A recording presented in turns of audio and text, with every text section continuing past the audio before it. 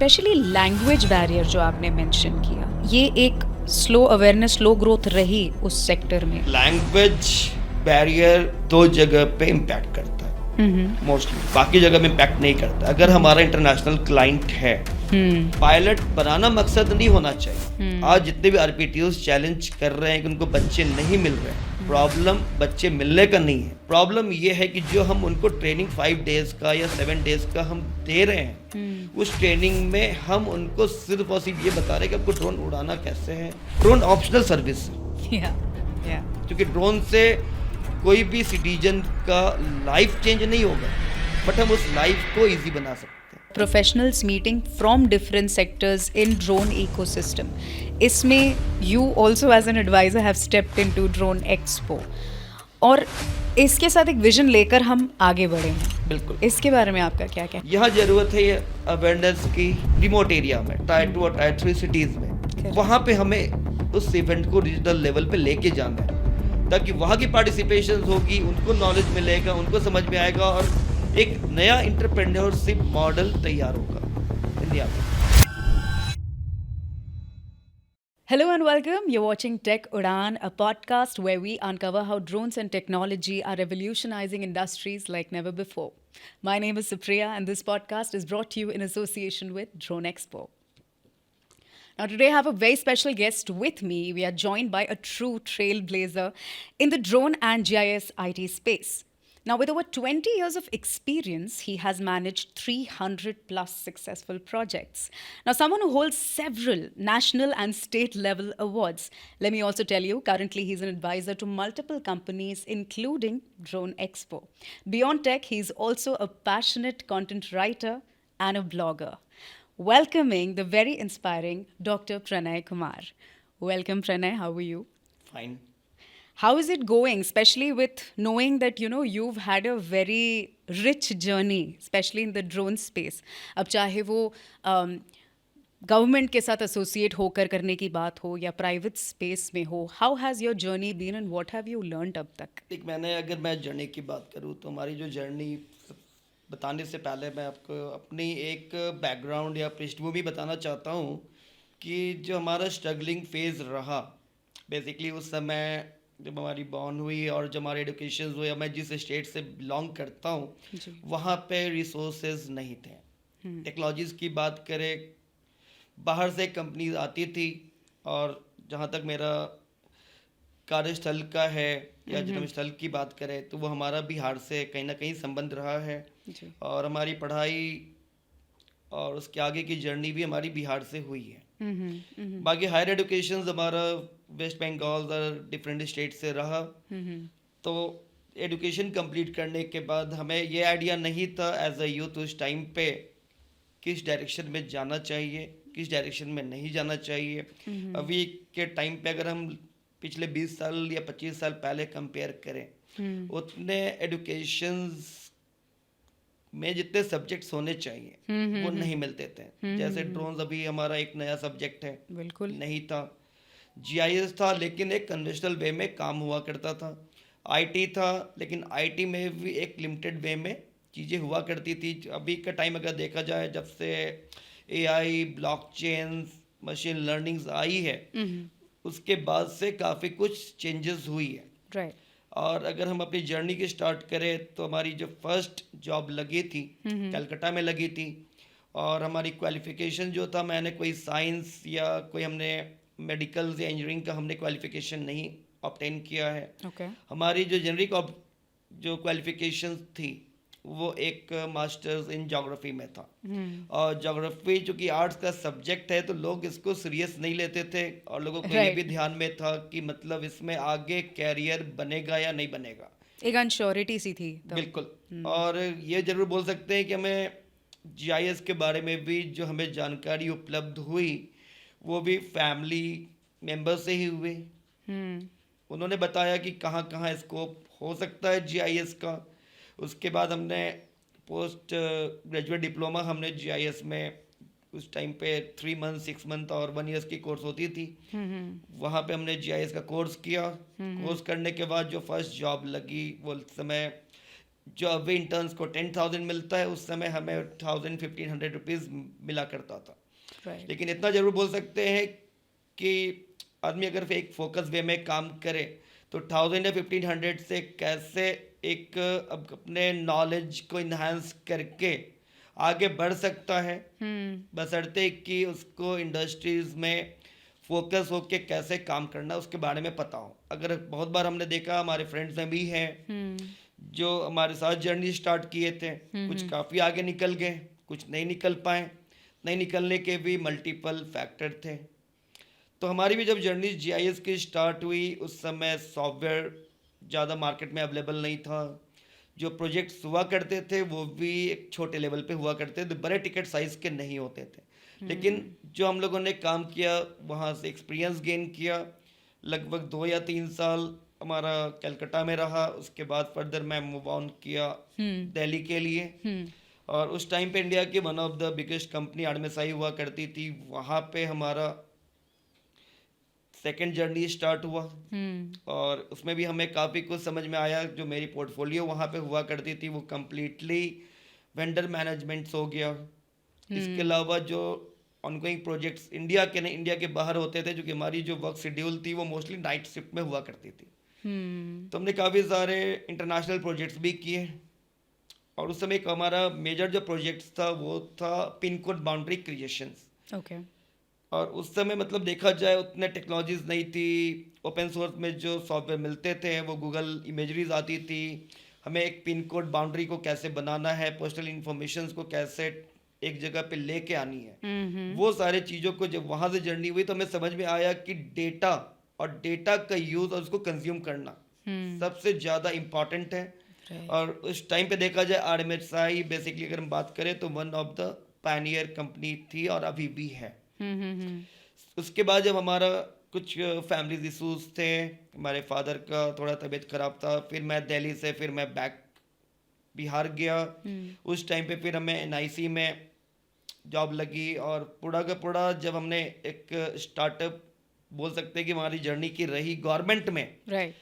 तो गवर्नमेंट के साइड में डिफरेंट चैलेंजेस थे। First, Okay. जीआईएस की अंडरस्टैंडिंग नहीं थी। जितने डिपार्टमेंट में जाते थे वहाँ पे कन्विंस करना, यूज केस बताना, उसका फ़ायदा क्या होगा, फ्यूचर में हम क्या माइलस्टोन या बेंचमार्क सेट करेंगे, वो सारी चीज़ें जो हमारी अंडरस्टैंडिंग हुई वो वहाँ से मिली। और सबसे जो बेटर हमारे लिए हाइलाइट्स जो मैं सबके लिए बोलूँगा जो रहा कि गवर्नमेंट का, बहुत लोग बोलते भी हैं कि रिसोर्सेज नहीं है, टेक्नोलॉजी नहीं है।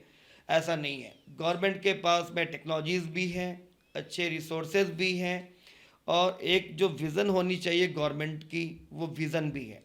प्रॉब्लम आ जाती है कि जो रिसोर्सेज काम करते हैं, चाहे वो परमानेंट हो या कॉन्ट्रैक्चुअल बेसिस में हो, Right. उनकी अंडरस्टैंडिंग कितनी है, वो सॉफ्टवेयर को कितना समझ रहे हैं, यहाँ ये मैटर नहीं करता। उनके पास कम्युनिकेशन स्किल्स है या नहीं है। जब मेरी भी जर्नी स्टार्ट हुई थी, मैं अलग अलग स्टेट्स में रहा। और बिहार की अगर बात करें, उस समय ज़्यादा कोई बड़े स्कूल्स नहीं हुआ करते थे, छोटे स्कूल्स ही थे। जी। लेकिन वहाँ से खुद एक इन्वायरमेंट वैसा फैमिली में मिला, बाहर में मिला, कि खुद हमें समझ में आ गया कि हमारे को लैंग्वेज क्यों ज़्यादा इम्पॉर्टेंट है। और वहाँ से करते हुए जब एनआईसी में हमारे लिए जो मेजर प्रोजेक्ट था, उस समय गवर्नमेंट की चल रही थी प्रधानमंत्री ग्राम सड़क योजना। ओके। और टाइम कम थे, कन्विंस किया, वहाँ के सेक्रेटरीज को कन्विंस हुए। पहले तो उन्होंने बोला कि अगर जायज़ में आप कर रहे हो तो ये डिफरेंट कलर कोडिंग से आप क्या रिप्रेजेंट कर रहे हो, इससे क्या मिलेगा। तो भी हम लोगों ने चैलेंज एक्सेप्ट किया। और इसमें मैं बोलूँ तो इसमें सबसे ज़्यादा अगर यहाँ पे कंट्रीब्यूशन रहा एनआईसी बिहार में, वो रहा डॉक्टर शैलेश कुमार श्रीवास्तव जी, जो हमारे टेक्निकल हेड भी हुआ करते थे। उन्होंने हम लोग को काफ़ी कुछ मोटिवेट भी किया कि घबराने का नहीं है और आगे उस टेक्नोलॉजीज़ को हमें लेके बढ़ना है। कम रिसोर्स में हम लोगों ने स्टार्ट किया, लेकिन वो प्रोजेक्ट हमें एक टारगेट मिली कि 3 मंथ में कैसे कंप्लीट करने हैं। सारे के सारे गवर्नमेंट डिपार्टमेंट के जूनियर इंजीनियर से लेके एग्जीक्यूटिव इंजीनियर्स, डीओज और सारे अथॉरिटीज़ वहाँ आके बैठते थे। हर एक रिसोर्स के साथ बैठ के जो उनके प्रधानमंत्री ग्राम सड़क योजना में जो हमें कोर नेटवर्क बनाने थे वो मिल के बनाया, और लास्टली अगर बोले तो वो project one of the major success NIC के लिए भी, गवर्नमेंट ऑफ इंडिया के लिए भी उस ड्यूरेशन में रही, जो कि बाकी स्टेट्स में भी काम चल रहा था लेकिन उतने प्रोग्रेसिव वे में नहीं चल रहा था, थोड़े फ्लो चल रहे थे और हैफाजार्ड वे में चल रहे थे। So whether it was language barrier, whether it was shortage of resources, यहाँ तक कि shortage of awareness, वो चीज़ आपने देखी उन वो दिनों देखी। गवर्नमेंट सेक्टर में स्पेशली Yes. जब जीआईएस की हम अगर बात कर रहे हैं, तो मैं ये समझना चाह रही हूँ कि स्पेशली लैंग्वेज बैरियर जो आपने मेंशन किया, ये एक स्लो अवेयरनेस, स्लो ग्रोथ रही उस सेक्टर में. हाउ डिड यू ओवरकम देखिए दैट? इसमें मैं ये बोलूँगा कि लैंग्वेज बैरियर दो जगह पे इम्पैक्ट करता है मोस्टली, बाकी जगह में इम्पैक्ट नहीं करता। अगर हमारा इंटरनेशनल क्लाइंट है तो वहाँ पे मुझे समझ में आता है कि चलो ठीक है, हमारे पास लैंग्वेज का पता नहीं है, लेकिन अगर हम टेक सेवी हैं, हमको टेक्नोलॉजी पता है, तो हमें तो एंड ऑफ द डे हमें तो टेक्नोलॉजी से ही प्ले करना है। करेक्ट. कोई भी डिपार्टमेंट, उनको तो मतलब है कि हम जो भी टास्क असाइन अपने ऑफिसर्स को कर रहे हैं या जूनियर्स को कर रहे हैं, हमें आउटकम्स क्या मिल रहा है। ये उन दिनों की बात है जब आपने ये बताया मैं ऑफ बता द रहा हूँ लैक ऑफ थिंग्स. 2011 12 13 की। 2025 में आज क्या सिचुएशन है? Where do we stand? अगर आज की सिचुएशन में भी बात करें, चेंजेस हुए हैं, काफ़ी चेंजेस हुए हैं और चेंजेस लाने की भी आवश्यकता है। यहाँ पे तो मैं ये भी बोल सकता हूँ कि ब्रेन ड्रेन और जैसे भी आपका माइग्रेशंस हो रहा है इंडिया के, आपको जो लोग रिसोर्सेज हैं जो डिफरेंट क्लस्टर्स से अदर कंट्रीज जा रहे हैं, वहाँ पे वो परफॉर्म कर रहे हैं, इंडिया में क्यों नहीं कर पा रहे हैं।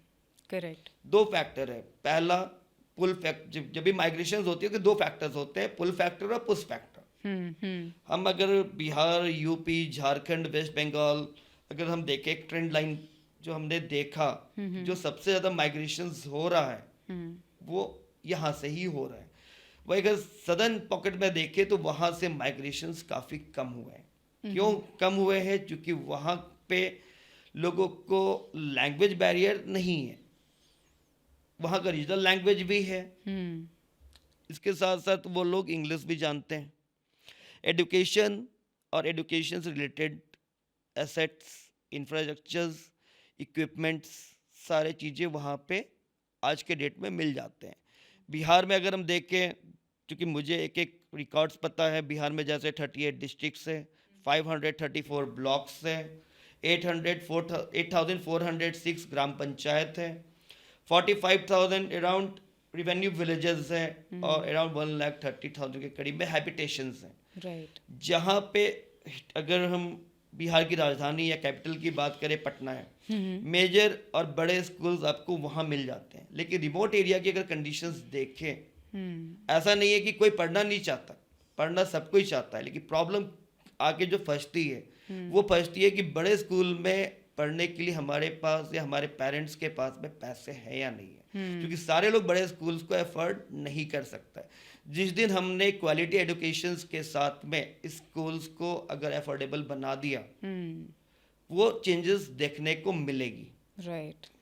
आज के डेट में कोई भी स्कूल्स अगर हम उठा ले, चाहे हम दिल्ली एनसीआर की बात करें या कहीं पे भी बात करें, ऑन एवरेज जो स्कूल्स की क्वार्टरली फीस जाती है 10,000, 15,000, 20,000, उसके नीचे नहीं है। जबकि पर कैपिटा इनकम यहाँ के लोगों का कितना है? जो हायर क्लास में है वो पे कर सकते हैं, लेकिन what about the bottom line peoples, जो बीपीएल कार्ड होल्डर्स हैं, उनकी डिपेंडेंसी कंप्लीटली आज के डेट में गवर्नमेंट स्कूल्स में ही है। गवर्नमेंट स्कूल्स में एक चैलेंजेस ये भी हो जाता है कि वहाँ पे जो टीचर्स हैं उनके परफॉर्मेंस को हम कैसे मेजर करेंगे। करेक्ट. नो, ये अफोर्डेबिलिटी बहुत अच्छा पॉइंट है, इन सेंस यू सेड एक ड्रॉबैक भी बन जाता है. Yes. अगर मैं ड्रोन स्पेसिफिक बात करूं, and yes I am very swiftly shifting drones की Yes. तरफ अब हमारा कॉन्वर्सेशन. इंडिया में drone training, drone pilots and इस एंगल में अफोर्डेबिलिटी एक बहुत बड़ा क्वेश्चन सा बन जाता है. इसमें क्या की चैलेंजेस आ रहे हैं? इसमें देखिए अफोर्डेबिलिटी की बात करें, जहाँ पे ड्रोन इंडस्ट्रीज में ड्रोन पायलट की ट्रेनिंग और जितने आरपीटीओज हैं, जब इन्होंने अपने कोर्स स्ट्रक्चर्स बनाए थे, at that time the fee structures were around 50,000, 60,000, 40,000, 45,000. Okay. अभी के टाइम में बात करें, देयर आर फ्यू आरपीटीओस जिनकी चार्जेस आज के डेट में 10,000 भी है, 12,000 भी है, 15 भी है, 18 भी है, और उनका ये रहता है कि हमें किसी तरीके से बच्चे मिले, हमें कैंडिडेट मिले, क्योंकि ट्रैक्शंस कम है, लोग आना नहीं चाहते हैं। मैंने पूरे इंडिया का सोशो इकोनॉमिक डेमोग्राफिक सर्वे किया specially for the drones. Okay. Google form में हमने कुछ पैरामीटर्स डाले, कुछ लोकेशन पे मैं फिजिकली अपीयर भी हुआ, वहाँ के यूथ से मैंने पूछा। अब ये समझना इंपॉर्टेंट है कि ड्रोन पायलट आज के डेट में कौन बनना चाहता है। हायर इनकम वाले, उनका एक पैशंस है कि चलो ठीक है, हमें ब्लॉग्स हो गया, या हमको रील्स बनाने हैं, या हमको एक अच्छा हाई क्वालिटी वाले हमको वीडियोस या फोटो शूट Some करने of them that also have वो easy वहाँ पे money. बट एक्सेप्शनल्स हैं। Yeah. लेकिन मिडिल इनकम वाले क्लास में Mm-hmm. आज के डेट में मैं जिनसे भी पूछता हूँ, जॉब मिलेगा, मिलने की क्या गारंटी है, सैलरी हमारे को क्या मिलना है, वो सैलरी देख के उनको ये लगता है कि मैं 35,000 या 20,000 18,000 मैं जो भी पे करूँगा, आगे हमारा कैरियर प्रोफाइल किस डायरेक्शन में जाएगा। So Third if I हमारा ask you, हाँ, sorry, continue. हमारा आ जाता है lower income group. Hmm. Mostly अगर पायलट आज के डेट में बन रहे हैं, वो लोअर इनकम ग्रुप वाले ही बन रहे हैं। ऐसा क्यों? इसका बहुत सारे फैक्टर्स हैं। पहला, चलो कुछ नहीं है, 20,000 की 25,000 की भी जॉब मिलेगी, इंटर कर जाते हैं। कल के डेट में अगर हमें मल्टी डायमेंशनल अप्रोच लेके चलना होगा, दूसरे सेक्टर में भी मूव करना होगा, एक तो मेरे पास एक्टिविटी होगी, चलो मैं ड्रोन उड़ाना सीख गया। करेक्ट। इसके अलावा जब पैसे आएंगे तो हम कुछ और कोर्सेज भी उसके साथ एड ऑन करते चले जाएंगे। लेकिन ये सारे चीज़ें जो है ये फ्यूचरिस्टिक्स है, फ्यूचर स्कोप है। अगर मिलेगा तो ठीक है, नहीं मिलेगा तो नहीं होगा। बट स्टिल अगर हम गैप की बात करें ड्रोन इंडस्ट्री में, पायलट बनाना मकसद नहीं होना चाहिए। आज जितने भी आरपीटीओस चैलेंज कर रहे हैं कि उनको बच्चे नहीं मिल रहे हैं, प्रॉब्लम बच्चे मिलने का नहीं है, प्रॉब्लम ये है कि जो हम उनको ट्रेनिंग 5 डेज का या 7 डेज का हम दे रहे हैं, उस ट्रेनिंग में हम उनको सिर्फ और सिर्फ ये बता रहे हैं कि आपको ड्रोन उड़ाना कैसे है। जो डीजीसीए ने गाइडलाइंस बनाई है, जो उसमें चेकलिस्ट दिए हुए हैं, फ्लाइट मैनुअल्स दिए हुए हैं, हम उसको फॉलो कर रहे हैं। बहुत सारे ऐसे टर्मिनोलॉजीज हैं जो ड्रोन पायलट को सीखना इम्पॉर्टेंट है अपने आगे ग्रोथ, कैरियर ग्रोथ के लिए। जैसे ड्रोन हमारा एक हार्डवेयर कंपोनेंट्स है, में मल्टीपल पेलोड्स लगे हुए हैं। And out of day drone से हमारे को क्या मिल रहा है, या तो इमेज या वीडियो। इसके अलावा थोड़े चीज हम ले लेते हैं, जब हम लॉजिस्टिक सेगमेंट में जाते हैं, डिफेंस में जाते हैं, तो वहां पे थोड़े यूटिलाइज करने के पैटर्न चेंजेस हो जाते हैं, सिक्योरिटी कंसर्न्स भी है।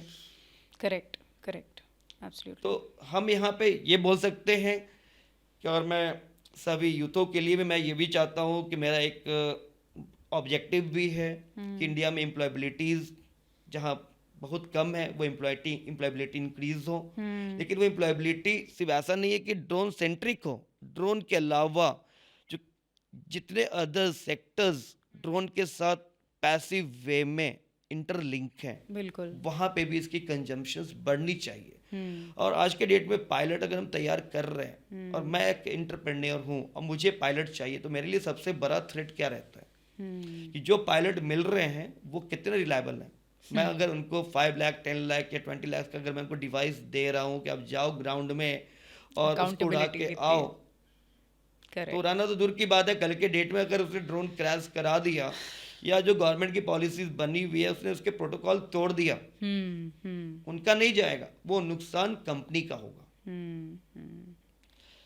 इसके अलावा कुछ और अदर एस्पेक्ट्स होते हैं जो हम यहाँ पे आरपीटीओस के लिए भी एक हम मैसेज बोलें या हम एक नॉलेज डिसेमिनेशंस बोलें, बहुत ज़रूरी है कि जो भी वो पायलट तैयार करें उनकी एम जरूर प्रॉफिटेबिलिटी है, लेकिन प्रॉफिटेबिलिटी के साथ साथ ये कॉन्फिडेंस लेवल और मोटिवेशनल लेवल भी बनानी होगी कि जो पायलट आ रहे हैं वो उड़ाना तो सीखे हैं ड्रोन, लेकिन उसके साथ साथ जो डेटा प्रोसेसिंग स्किल्स हैं जी, जो अदर स्किल सेट्स हैं, अगर उनको पता है कि कोई पायलट आया, उसकी बेसिक क्वालिफिकेशन क्राइटेरिया कम है, हम उसको कैसे और बेटर इन्हांस कर सकते हैं जो नहीं कर पा रहे हैं। Got it. Moving on, I want to ask कि ड्रोन्स एज अ सर्विस, इसके बारे में थोड़ा आप एलैबोरेट करें। ड्रोन एज अ सर्विस की बात करें तो ड्रोन में हमारे 3 फैक्टर्स आ जाते हैं। पहला तो ड्रोन बन गया, बनाने के बाद ड्रोन उड़ाने वाले चाहिए। उड़ाएगा कौन? तो पायलट उड़ाएगा। उड़ाने के बाद हमें आता क्या है? ड्रोन से डेटा आता है, या हम स्प्रेइंग कर रहे हैं तो हम फार्मलैंड में गए, स्प्रेइंग किया, तो उसके आउटकम्स हमारे होते हैं कि हमारा जो हम बात कर रहे हैं कि स्प्रेइंग मेथड में कि हम वाटर सेव कर रहे हैं, फार्मर्स का टाइम सेव कर रहे हैं। बट सर्विस मॉडल क्या है? जी। आज के डेट में बहुत लोग ये भी चैलेंजेस होता है कि ड्रोन एज अ सर्विस में हम सर्विस क्या दे रहे हैं और उस सर्विस के लिए हम चार्जेस क्या ले रहे हैं। राइट। आज से 10 साल पहले जब ड्रोन नहीं था, उस समय हम लोग सैटेलाइट इमेज यूज़ करते थे, करेक्ट। फोटोग्रामेट्रिक टेक्निक्स यूज़ करते थे। वो भी सर्विस का ही पार्ट था, उसका भी आउटकम्स वही होता था जो हमारे ड्रोन का है। Only the difference is that the quality of the image is far far better than the any satellite image. Absolutely. ठीक है, उस समय हम लोग मीटर रिजोल्यूशन की बात करते थे, अभी हम लोग सेंटीमीटर रिजोल्यूशन की बात करते हैं। ठीक है, तो सर्विस में हमारा काफ़ी कुछ है। अगर इन डेप्थ जाए, पूरा का पूरा इंडस्ट्रीज जो डिपेंड करता है वो ड्रोन एज अ सर्विस पे ही डिपेंड करता है। ड्रोन तभी फायदेमंद है अगर ड्रोन के साथ हमारा कॉम्बो में जीआईएस भी आ जाए, जिसको हम ज्योग्राफिकल इंफॉर्मेशन सिस्टम बोल रहे हैं। क्योंकि ड्रोन हमने उड़ाया, ड्रोन से इमेज आई, इमेज को हमने प्री प्रोसेस और पोस्ट प्रोसेस किया, उससे फाइनल हमारा की आउटकम्स निकला। बट एक गैप ये भी है कि जो हम सर्विस की बात कर रहे हैं, उस सर्विस में हम जितने लोगों से मिलते हैं उनसे पूछते हैं कि आपका की आउटकम्स, की आउटपुट और डिलीवरेबल्स क्या है। अगर हमने बोला कि अगर मेरा गवर्नमेंट का कोई एक प्रोजेक्ट चल रहा है या कोई प्राइवेट कंपनी से हमने आउटसोर्सिंग में काम लिया है, माइट बी वो माइनिंग्स का हो सकता है, माइट बी वो नेशनल हाईवे अथॉरिटी का वीडियोग्राफी का हो सकता है। ठीक है, अगर हमने माइनिंग का लिया और मेरे को वहाँ पे output versus outcome versus deliverable define करना है, क्या होगा? आउटकम्स भी वो वही बताते हैं, डिलीवरेबल भी वही बताते हैं, जबकि तीनों चीज़ें अलग हैं। जब हम क्रिटिकल आउटपुट की बात कर रहे हैं, आउटपुट तो हमारा डिलीवरेबल्स का सब पार्ट हुआ। हम एंड में अपने एंड कस्टमर को क्या डिलीवर कर रहे हैं, उसके पैकेज क्या है। पैकेज हमारे या तो एप्लीकेशन के फॉर्म में होंगे, या पीडीएफ के फॉर्म में होंगे, या एक इमेज के फॉर्म में। राइट। वो डिफाइन करना इंपॉर्टेंट है। आउटपुट क्या हो गया? उस डिलीवरेबल्स को अकम्प्लिश करने के लिए हमने जो माइलस्टोन बनाई है। Correct, absolutely. इन सब चीज़ों में एआई और automation, how is it shaping the future of drones as a service drone as a offering? Service में एआई आज के डेट में, चूंकि जब हमें अच्छे हाई क्वालिटी इमेजेस मिल रहे हैं, वीडियोस मिल रहे हैं जो पहले अवेलेबल नहीं हुआ करते थे। एआई कैसे काम करता है? जब हम अपने मशीन्स को या अपने सिस्टम्स को प्रैक्टिसेस कराते हैं ग्राउंड के प्रॉब्लम्स को देखते हुए। फॉर एग्जांपल, कोई रोड बन रही है, तो बनना, अब बनने के बाद में कंप्लीटली रोड कंस्ट्रक्ट होने के बाद तैयार हो जाना, एक उसके प्री प्रोसेस और पोस्ट प्रोसेस से। क्योंकि कोई ना कोई ईपीसी कॉन्ट्रैक्टर है जो रोड को बना रहा है, तो बनाते समय बहुत सारे उनकी डिफ़िकल्टीज आती है। अगर उस डिफ़िकल्टीज को हमने लिस्ट डाउन कर लिया, और लिस्ट डाउन करने के बाद हमने एक सिस्टम को प्रैक्टिस करा दी, अपने मशीन को प्रैक्टिस करा दी, माइट भी वो वीडियो के फॉर्म में हो या इमेज के फॉर्म में हो, वो उसको ईजी बना देगा हमारे पूरे टास्क को। हम ऑटोमेशन क्यों कर रहे हैं? ताकि ह्यूमन एरर जहाँ पे हमारे मशीन्स पे होती है, उस एरर को हम कैसे रिड्यूस करें। बिल्कुल। अगर सभी चीज़ अगर ह्यूमन करेगी तो कॉस्ट फैक्टर भी उसके साथ जुड़ा हुआ है। करेक्ट। उस कॉस्ट को हम कैसे ऑप्टिमाइज करेंगे? करेक्ट। तो ऑटोमेशन, एआई आज के डेट में बोले बहुत इंपॉर्टेंट है।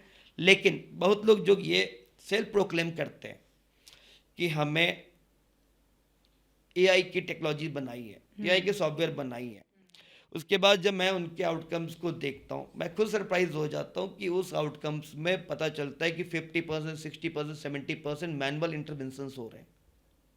ओके।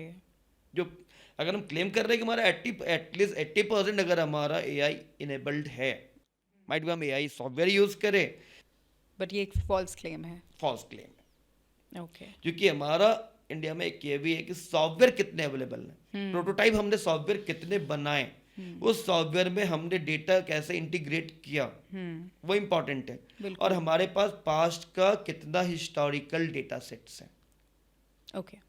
क्योंकि हमारा फ्यूचर हमारा हिस्टोरिकल डेटा सेट्स उस डेटा मॉडल पे ही डिपेंड करता है। ओके. अगर अभी के टाइम में ट्रिलियन ऑफ डेटा आ गया, हम बिग डेटा एनालिसिस की बात कर रहे हैं, हम उस ट्रिलियन ऑफ डेटा में से हम उस डेटा को मीनिंगफुल कैसे बनाएंगे? Make sense. फॉर एग्जांपल, अगर मेरे को कोई मोबाइल एप्लीकेशन डेवलप करनी है जिसमें हमारे सर्वे फॉर्म होने चाहिए, तो सर्वे फॉर्म जब हम बना रहे हैं कि फील्ड में चाहे हम सोशो इकोनॉमिक डेमोग्राफिक सर्वे करें या फील्ड से हम नॉन स्पेशियल डेटा को कलेक्ट करके लेके आए। अभी के टाइम में क्या होता है कि बहुत जगह हम देखते हैं एप्लीकेशंस में टेक्सचुअल फॉर्म में भी आपको एंट्री दिया हुआ है।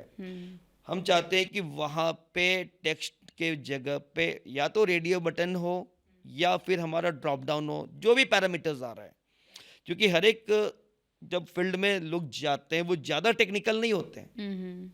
सपोज कि आज दिल्ली की कंपनी को केरला में काम मिल गया या नॉर्थ ईस्ट में काम मिल गया, वो प्रीफर करते कि मैं यहाँ से रिसोर्स लेके नहीं जाऊँ, मैं वहाँ के ही रिसोर्स को या तो काम सबलेट कर दूँ या उनसे मैं सर्वे करवा लूँ। क्योंकि जब हम जीआईएस या ड्रोन एज अ सर्विस में बात कर रहे हैं, यहाँ पे हमारे दो तरह के डेटा होते हैं, एक ग्राफिकल डेटा हो गया, सेकंड हमारा नॉन ग्राफिकल डेटा हो गया। इस दोनों डेटा की इंटरलिंकिंग हमारी डिपेंड करती है वो एट्रीब्यूट डेटा से, जिसको हम नॉन स्पेशियल डेटा बोलते हैं। फॉर एग्जांपल, आज के डेट में कोई बिल्डिंग्स हैं, हमने बिल्डिंग का जियो कोऑर्डिनेट्स तो ले लिया, लेकिन वो जियो कोऑर्डिनेट से हमको वहाँ की लोकेशन और पोजीशन तो मिल गई, ठीक है, लेकिन उस बिल्डिंग के बारे में हमको प्रायर इन्फॉर्मेशन चाहिए। उस बिल्डिंग का हाइट क्या है, उस बिल्डिंग के ऑनर क्या है, उन्होंने नगर निगम में टैक्स जमा किया कि नहीं किया, उनके फैमिली में कितने लोग रह रहे हैं। That's when this comes into the picture. वो चीज़ें वहाँ होनी चाहिए। अभी जब हम 20 सेंटीमीटर 5 सेंटीमीटर 10 सेंटीमीटर एक्यूरेसी की बात कर रहे हैं, बहुत लोगों को ये भी नहीं पता कि वो एक्यूरेसी हम ऑब्टेन कैसे करेंगे। लोग अलग अलग डिवाइस यूज कर रहे हैं उस एक्यूरेसी को मीट कराने के लिए, लेकिन उसका पूरा प्रोसेस फ्लो क्या रहेगा वो नहीं पता है। Got it. Let's dive into drone का स्टार्टअप कल्चर। जितने भी ड्रोन स्टार्टअप्स हैं, अभी सबसे बड़ा चैलेंज उनके लिए क्या है करंटली? सबसे बड़ा चैलेंज है, देखिए 3 चीज़ें हो जाता है। एज अ स्टार्टअप कोई भी स्टार्टअप कंपनी इस्टेब्लिश क्यों कर रही है, क्योंकि उनका भी एम और ऑब्जेक्टिव वही है कि कल के डेट में हमें भी मिलियनर्स बनने हैं और हमें भी अपनी कंपनी को या तो आईपीओ में या शेयर में हमें लिस्टेड करानी है। करेक्ट। ठीक है, कंपनी तो फॉर्म कर लिया, गोल भी हमने डिसाइड कर लिया कि हमें पहुंचना कहाँ है, लेकिन उसके बीच की जो गैप्स है वो नहीं पता। क्योंकि कंपनी खोलने के लिए हमें क्या चाहिए, 3 लेयर्स या 4 लेयर्स हैं, या तो ओपीसीएल खोलेंगे या एलएलपी खोलेंगे या प्राइवेट लिमिटेड खोलेंगे या प्रोप्राइटरशिप खोलेंगे। करेक्ट। करना क्या, हमें सर्टिफिकेशन तो लेनी है, सर्टिफिकेशन हमने ले लिया। लेने के बाद में सबसे अहम मुद्दा आ जाता है कि हमको प्रोजेक्ट्स या बिजनेस कहाँ से आएगा, और अगर बिजनेस आ गया तो हमें अच्छे रिसोर्स कहाँ मिलेंगे और कैसे मिलेंगे, वो गैप लग रहा है, वो हो जाता है। इसके अलावा बूटस्ट्रैप कंपनीज के साथ में कुछ कंपनीज हैं जिनके पेरेंट्स के पास में पैसे हैं, उन्होंने पैसे तो इन्वेस्ट कर दिया, और कुछ कंपनीज ऐसे हैं जिनके पास इन्वेस्टमेंट है, लेकिन उसके बाद दोनों के साथ अलग चैलेंजेस हैं।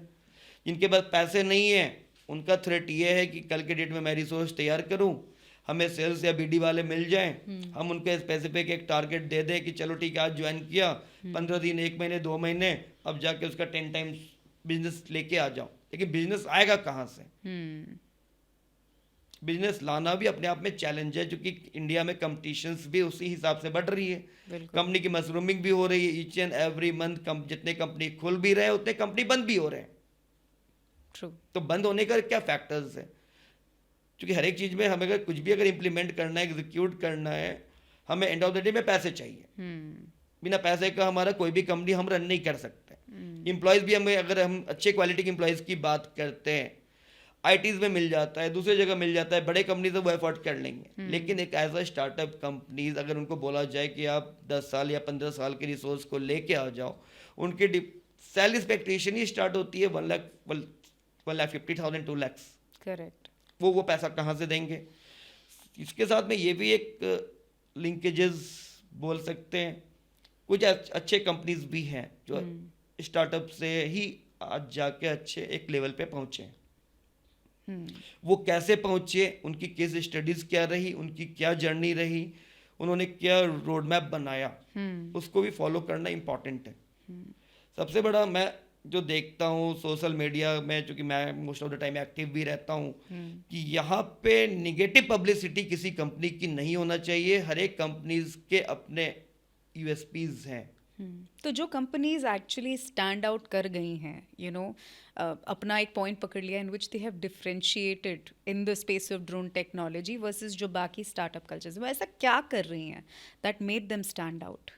देखिए, ये बताना तो काफ़ी डिफिकल्ट रहेगा, because I don't have a right कि मैं किसी कंपनी के बारे में, चूंकि एक ट्रस्ट फैक्टर भी जुड़ा रहता है कि मैं बहुत सारे कंपनी के साथ में जुड़ा हुआ हूँ, कि किसी कंपनी के बारे में अगर मैं बोलूँ कि अच्छा वो बहुत अच्छा कर रही है और अच्छा करने का क्या फैक्टर है वो।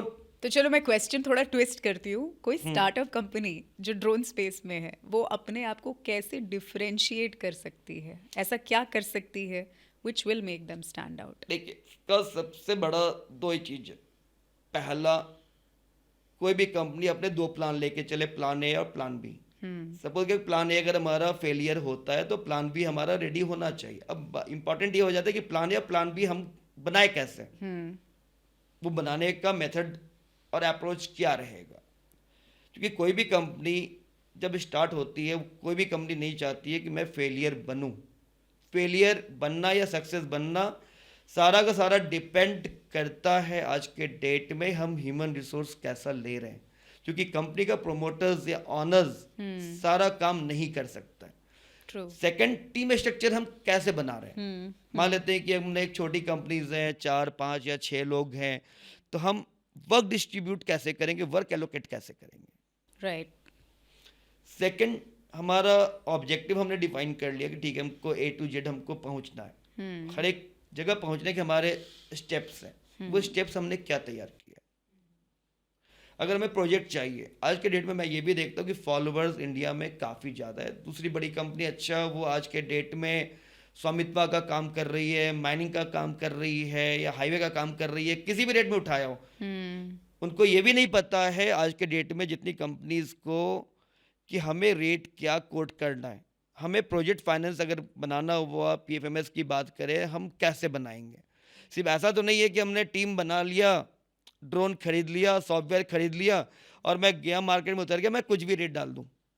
वो रेट आया कहाँ से, उसका बेंचमार्क क्या है। अगर मैं बोल रहा हूँ कि मैं 1,000 रुपीज़ पर स्क्वायर किलोमीटर हाईवे का वीडियोग्राफी का लूँगा या 500 लूँगा, उसके लॉजिकल थिंकिंग क्या है उस प्राइस को बनाने का, वो नहीं पता है। कोई बोलेगा उसी काम को करने का कि मैं 200 में कर दूंगा, कोई बोलेगा मैं 400 में कर दूंगा, कोई बोलेगा मैं 800 में कर दूंगा। कैपेक्स और ऑपेक्स का बाइफर्केशन हम कैसे करेंगे। फॉर एग्जाम्पल, मैं छोटा सा एग्जाम्पल देता हूँ कि फॉर एग्जाम्पल अगर हमने एक ड्रोन लिया जिसकी कॉस्ट 5 लाख रुपीज़ है, हमें कंप्लीट एक प्रोजेक्ट कॉस्ट तैयार करना है फॉरेस्ट के लिए। ओके, ठीक है, एरिया मुझे मालूम है कि लगभग 50 स्क्वायर किलोमीटर का एरिया है। अब मुझे इसकी कॉस्टिंग करनी है, तो थंब रूल्स क्या रहेगा। हमें तो बजट लाइन बनाने हैं, तो सबसे पहले तो हम कैपेक्स कैलकुलेट करेंगे कि मेरे पास हार्डवेयर कितने हैं, हार्डवेयर में कंपोनेंट्स क्या क्या, हम अदर एसेसरीज ले रहे हैं।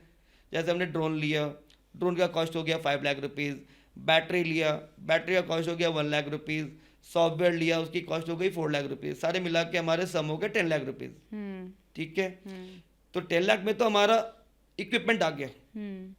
इसके बाद हमें प्रोजेक्ट एग्जीक्यूट करने के लिए रिसोर्स लग रहे, ड्रोन पायलट लग रहे हैं, पायलट के साथ में एक असिस्टेंट पायलट लग रहे हैं, असिस्टेंट पायलट के साथ में डेटा हमारा आएगा, उसको प्रोसेस करने के लिए टीम भी लग रहे हैं, उसकी भी कॉस्ट इन्वॉल्व है। तो अगर हम उन सबकी भी सैलरी कैलकुलेट कर ले तो लगभग हम मान के चलते कि 4 लाख या 5 लाख रुपये मंथली अगर हमने सैलरी भी जोड़ लिया, इसके बाद भी हमारा ये सफिशिएंट नहीं है। क्यों सफिशिएंट नहीं है कि इसके साथ में हमारा कंटिजेंसी कॉस्ट भी इन्वॉल्व है। बहुत सारे अनहिडन कॉस्ट है जो मुझे नहीं पता। जब फील्ड अप में टीम गए, जाने के बाद पता चला कि वेदर कंडीशन अच्छे नहीं है, बारिश हो गई। तो बारिश हो गई तो ड्रोन तो उड़ेगा नहीं, लेकिन हमारा कॉस्ट तो जा रहा है। जो लोग गए उनके होटल के कॉस्ट जा रहे हैं, उनके ट्रैवलिंग के कॉस्ट जा रहे हैं, वो हम कहाँ से लेंगे? उनके हमारे बफर क्या है, मैंने स्टॉक में क्या रखा हुआ है। इसके अलावा कुछ ऐसे भी रिसोर्सेज होते हैं जिनके कॉस्ट को भी कंसीडर करना चाहिए। अब कंपनी चला रहे हैं, जो उसके ऑनर हैं, उनकी सैलरी, ये जरूर हो सकता है उनके नंबर ऑफ इनपुट डेज कम हो, क्योंकि वो प्रोजेक्ट एग्जीक्यूशन के पार्ट है, लेकिन प्रोजेक्ट मैनेजमेंट के पार्ट है। कंपनी में एचआर भी है, एचआर का कॉस्ट कहाँ से आएगा? अकाउंट का कॉस्ट कहाँ से आएगा? हमने सीए रखा हुआ है, उसके कॉस्ट हम कैसे जोड़ेंगे? आपको लगता है कि ये सारे जो फैक्टर्स हैं, this ends up kind of unseen हो जाते हैं, ये अनसीन हो जाते हैं स्टार्टअप क्योंकि ये पता ही नहीं है कि हमें किसका कॉस्ट लेना है, किसका कॉस्ट नहीं लेना है। तो ये तो एक इंटरनल चैलेंज हो गया फॉर श्योर। लेकिन एक होलसम तरीके से anybody who is in the startup culture, specially related to drones, in the drone ecosystem, उनके लिए आपका मैसेज क्या होगा? देखिए, इसके लिए तो मैं यही बोलूँगा कि फोकस करें। एक अच्छी टेक्नोलॉजीज़ हैं, इस टेक्नोलॉजीज़ को हम कैसे अडॉप्ट कर सकते हैं, कैसे हम आगे बढ़ने का हमारा क्या प्लान है, उसको डिफाइन करें कि अच्छा एक फर्स्ट ईयर हमें यहाँ पहुँचना है, सेकंड ईयर है यहाँ पहुँचना है। जो चैलेंजेस होते हैं कैरियर का, वो 1 से लेके 5 साल के बीच की रहती है। जहाँ तक अगर 5 साल में अगर कोई भी यूथ की जर्नी अगर इंटर्न से लेके एक मिड लेवल तक भी पहुँच गया, राइट, उसके बाद उसको चैलेंजेस नहीं आएगी, क्योंकि उसके बाद वो सिस्टम समझ जाएगा कि उनको सिस्टम के साथ में चलना कैसे। तो एक कंसिस्टेंसी और पेशेंस रखना ज़रूरी है, वो जरूरी है। Got it. जंप करते हैं into the mapping and geographic data acquisition part of the drone ecosystem. सबसे पहले तो क्या लगता है, how has drone transformed the whole technology related to it, transformed mapping and geospatial analytics, and क्या लगता है क्या नए innovations आगे हमें देखने को मिल सकते हैं? देखिए, बहुत सारे ऐसे सेक्टर्स हैं जहाँ पे लोगों को काम करने की ज़रूरत है। Okay. अभी बहुत सारे ऐसे कंपनीज हैं जिनको ये नहीं पता कि हमको पिच कहाँ जा करना है, हमारा क्लाइंट कौन हो सकता है। क्योंकि बिजनेस तो हमें क्लाइंट ही देगा। अगर हमको क्लाइंट का ही डेटा नहीं मालूम है कि हमको मेरा क्लाइंट कौन होगा, वो कैसे डिफाइन करेगा? For example, as a entrepreneur, एक तो हमें सबसे पहला चीज़ ये करना चाहिए कि पूरे इंडिया में अभी अगर हम बात करें ड्रोन की या जीआईएस की, एग्जैक्टली काउंट कितनी है। अगर हमें कल के डेट में इंडियन मार्केट प्लेस बनाना है, हमको एक्चुअल काउंट तो पता होना चाहिए। करेक्ट। वो काउंट कितने हैं? Someone will tell 2000, someone will tell 5000, someone will tell 10,000 or 15,000 or any XYZ figure. वो आया कहाँ से? उसकी काउंटिंग कहाँ है? क्योंकि हमारे कंज्यूमर दो तरीके, एक्टिव कंज्यूमर भी है और पैसिव कंज्यूमर भी है। करेक्ट। एक्टिव तो वो हो गया जो डायरेक्टली हमसे ड्रोन प्रोक्योर कर रहा है, और पैसिव वो हो गया जो हमसे ड्रोन की सर्विस ले रहा है, लेकिन उसके बाद ड्रोन वो प्रोक्योर नहीं कर रहा है। Got it. फॉर एग्जाम्पल, अगर आज के डेट में सोलर की कंपनी है, तो सोलर की कंपनी को एंड ऑफ द डे में क्या चाहिए कि हमारा सोलर पैनल्स या सोलर प्लांट जहाँ लगा है, हम ड्रोन से क्या क्या चीज़ें एक्वायर कर सकते हैं। या माइनिंग एरिया की बात करें, जो लोग जा रहे हैं सर्वे करने, वो करेंगे कैसे? क्योंकि end of the day drone की हम पॉलिसी की बात करते हैं, सबको ये बोलते हैं कि इंडिया की पॉलिसी में हर एक के अपने अलग अलग सोचने के व्यू हैं। 130 करोड़ की हम बात करते हैं कि पॉपुलेशन इंडिया की है, तो सबकी सोच एक जैसी नहीं है। 130 करोड़ हमारे को डिफरेंट थॉट प्रोसेस मिलेगा। उसी तरह ड्रोन में अगर हम 1000 कंपनी की बात करें, 100 कंपनीज की बात करें, सबके थॉट प्रोसेस और आइडियाज़ अलग हैं। कौन कहाँ फिट इन होगा ये किसी को नहीं पता। करेक्ट।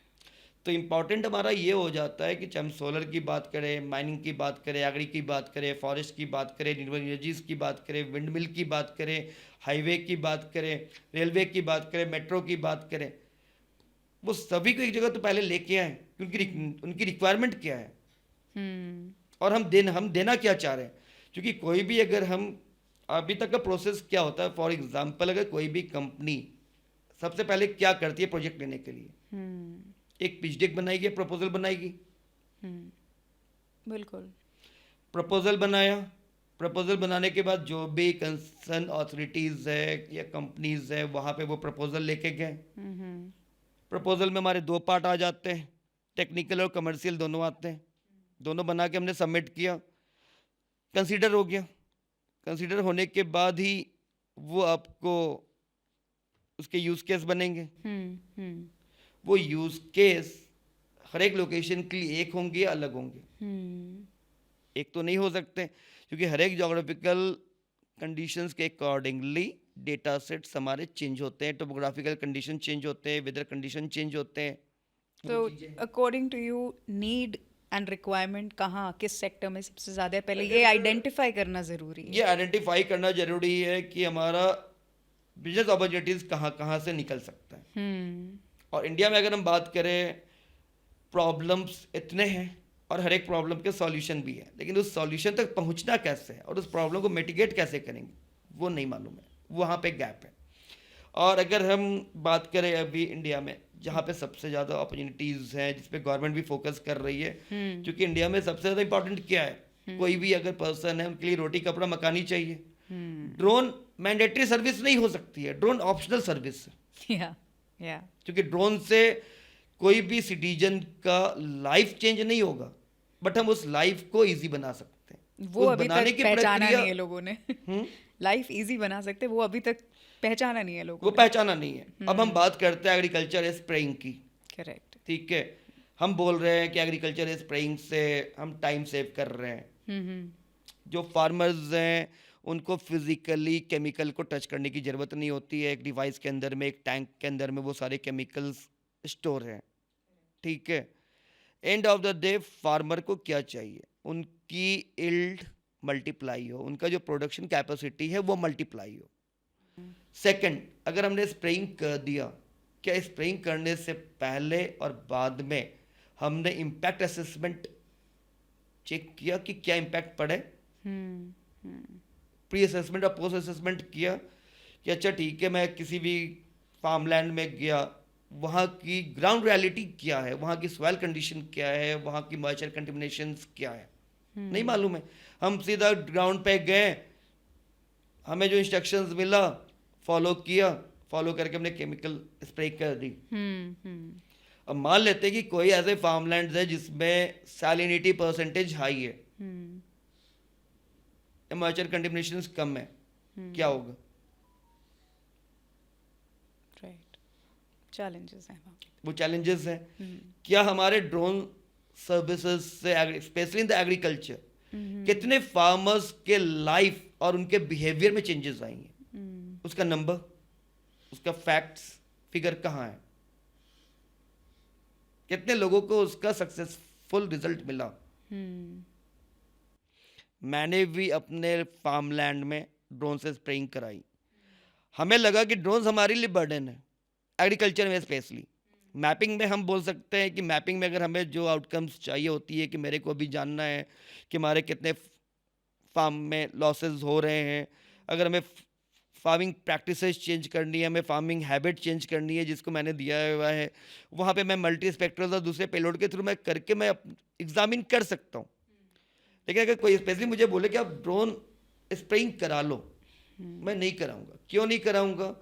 ड्रोन फ्लाई हुआ, आज के डेट में 15 मिनट्स 20 मिनट्स की इंड्योरेंस है। 20 मिनट्स में केमिकल स्प्रे होगा, फिर आएगा, फिर मैं बैटरी चार्ज करूंगा, फिर उसके बाद मैं उड़ाऊंगा। वो तो मेरे लिए टाइम कंज्यूमिंग भी है। ये जरूर बोल सकते हैं कि हमारा एकरेज ज़्यादा निकल जाएगा।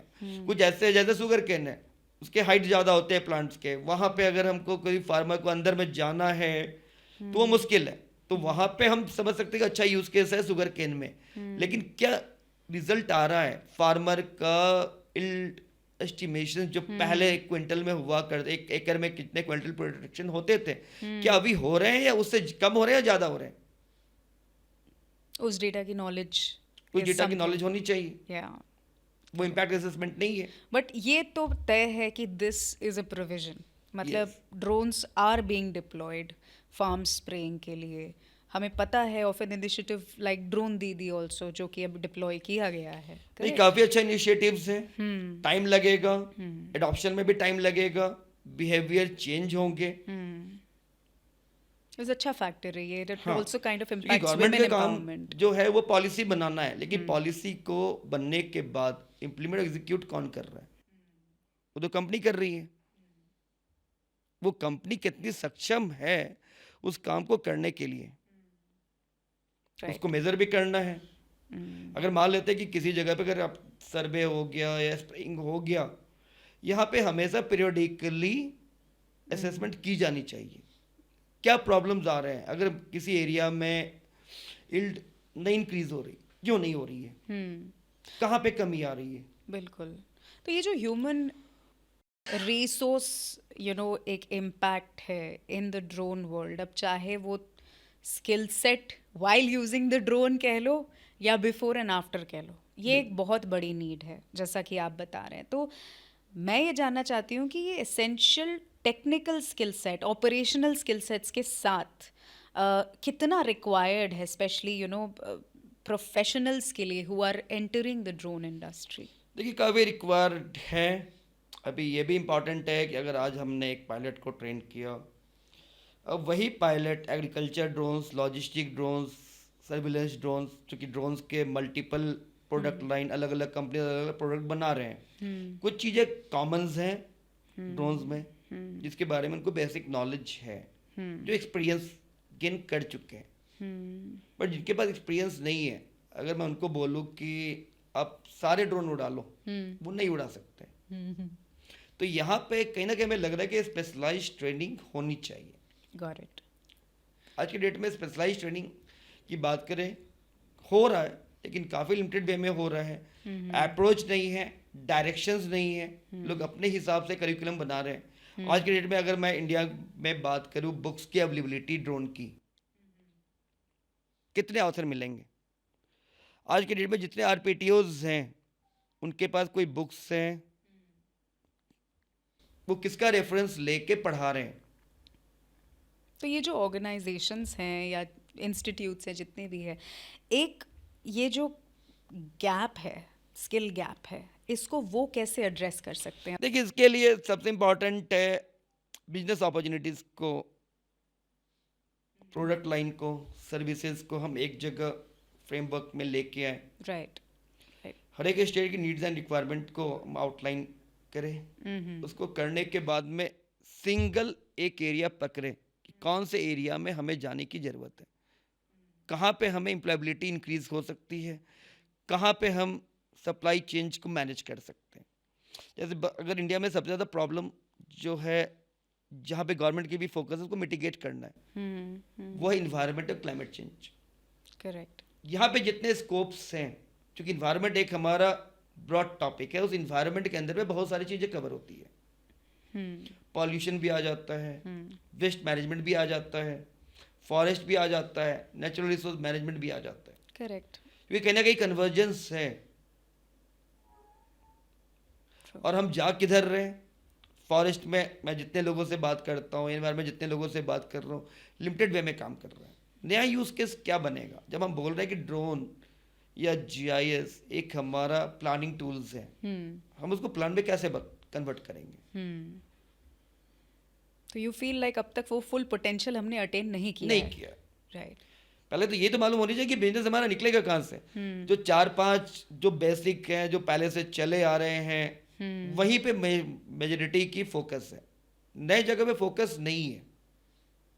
तो ये जो गैप है, एंड अब मैं थोड़ा ड्रोन एक्सपो की तरफ इंक्लाइन होना चाहूँगी कि हमने कई लोगों से बात की, हमने राष्ट्रीय रक्षा यूनिवर्सिटी में भी जब हमारे इंटरेक्शंस हुए, तब ये समझ आया कि इंडस्ट्री में ये जो गैप है of professionals meeting from different sectors in drone ecosystem, इसमें you also as an advisor have stepped into drone expo, और इसके साथ एक विजन लेकर हम आगे बढ़े हैं। बिल्कुल। इसके बारे में आपका क्या कहना है? देखिए, हमारा बेसिकली ये था कि एक वैसा प्लेटफॉर्म तैयार करें जहाँ पे B2B या B2G इंडस्ट्रियल कनेक्ट दें, लोगों का नॉलेज डिसमिनेशन हो, नॉलेज ट्रांसफ़र हो। बहुत सारे ऐसे चीज़ें हैं जिनको नहीं पता है, वो हम यहाँ पे अलाइन कर सकें। मोटिवेशंस कैसे उनको मिलेगा, कहीं पे अगर उनकी किसी चीज़ों में कमी है, जैसे अगर हम एक्सपो की बात करें तो जब से ड्रोन एक्सपो स्टार्ट हुई उस समय से मैं जुड़ा हूँ, और मैंने जो समझा कि ये एक्सपो ज़रूरी है, क्यों ज़रूरी है, उसकी भी अंडरस्टैंडिंग हमने अलग अलग एक्सपो में जाके हमने गैदर की। और जितने एक्सपो इंडिया में हो रहे हैं आज के डेट में, लोग एक्सपो जा क्यों रहे हैं? एक एक्सपेक्टेशन के साथ जा रहे हैं कि हमें एक अच्छा कनेक्शंस मिलेगा। और कोई भी एक्सपो की सक्सेस या फेलियर दो चीज़ों पे डिपेंड करती है, एक विजिटर प्रोफाइल क्या है और एग्जिबिटर प्रोफाइल क्या है।